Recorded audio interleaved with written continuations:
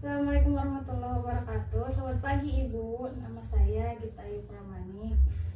Sebelumnya saya ingin mengucapkan terima kasih atas kesediaan Ibu untuk meluangkan waktu dalam wawancara ini. Sebelum memulai wawancara, bolehkah Ibu memperkenalkan diri? Waalaikumsalam warahmatullahi wabarakatuh.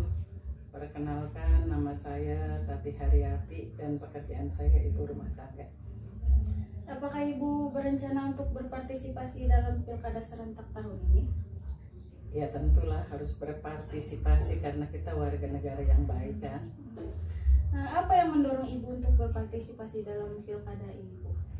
Ya tanggung jawab kita sebagai warga negara harus mengikuti pemilihan umum ataupun pilkada seperti sekarang ini. Kalau boleh saya tahu dari media mana Ibu mendapatkan informasi seputar pilkada? Dari berbagai media, ada juga dari YouTube, terus juga dari informasi teman-teman, terus lingkungan sosial.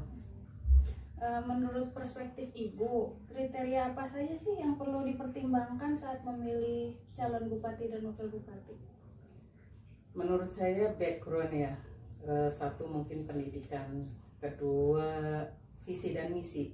Harus jelas visi misinya ketika dia menjabat sebagai gubernur, wali kota, ataupun sebagai bupati, harus jelas visi misinya untuk kemajuan daerahnya. Kalau harapan Ibu terhadap bupati dan wakil bupati terpilih nanti? Mungkin harapannya simpel aja, mereka amanah. Jadi mereka bisa menjadi pemimpin yang mengutamakan rakyat, bukan hanya mengutamakan partainya, tapi juga mengutamakan kesejahteraan rakyatnya. Tingkat partisipasi masyarakat di daerah ini pada pilkada bagaimana menurut Ibu?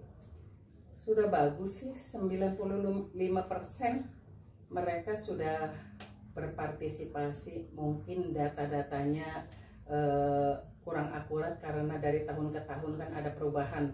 Ada yang sudah meninggal atau pindah tempat, mungkin itu yang harus diperbaharui. Ibu nih sebagai warga, apakah Ibu merasa nantinya pendapat atau aspirasi Ibu akan didengarkan oleh bupati dan wakil bupati yang akan menjabat? Kalau didengarkan atau tidaknya, kita kembalikan ke diri mereka masing-masing. Tapi harapan kita sebagai warga, bupati, gubernur, ataupun wali kota terpilih itu bisa mengemban amanat kita sebagai warganya atau rakyatnya untuk memajukan daerah kita. Kalau mau pemilu ini kan biasanya ada politik uang ya Bu ya. Menurut Ibu bagaimana tanggapan Ibu tentang hal itu? Sebenarnya kan tidak dibenarkan, tapi dalam realitanya kan banyak yang begitu. Ya kalau kita menyikapinya kembali ke diri mereka masing-masing. Jika mereka mau menerima ya tidak apa-apa, terserah mereka saja. Cuma yang penting kita ketika memilih itu berdasarkan hati nurani. Kalau menurut Ibu nih, langkah-langkah yang perlu diambil untuk memastikan pilkada ini berjalan dengan adil itu gimana? Mungkin dari KPU-nya sendiri itu harus jelas undang-undangnya. Kemudian Bawaslu ya, Badan Pengawas Pemilu, itu harus benar-benar ketika mencari misalnya sebagai saksi itu yang bisa amanah. Juga kemudian logistik ketika datang itu ke TPS itu juga harus steril. Jangan sampai ada kebocoran sudah dicoblos duluan, kan itu banyak kejadian begitu. Kita udah selesai Bu. Makasih ya Bu. Saya ingin mengucapkan terima kasih atas waktu dan informasinya. Saya sangat menghargai kehadiran Ibu dalam wawancara ini. Terima kasih. Sama-sama.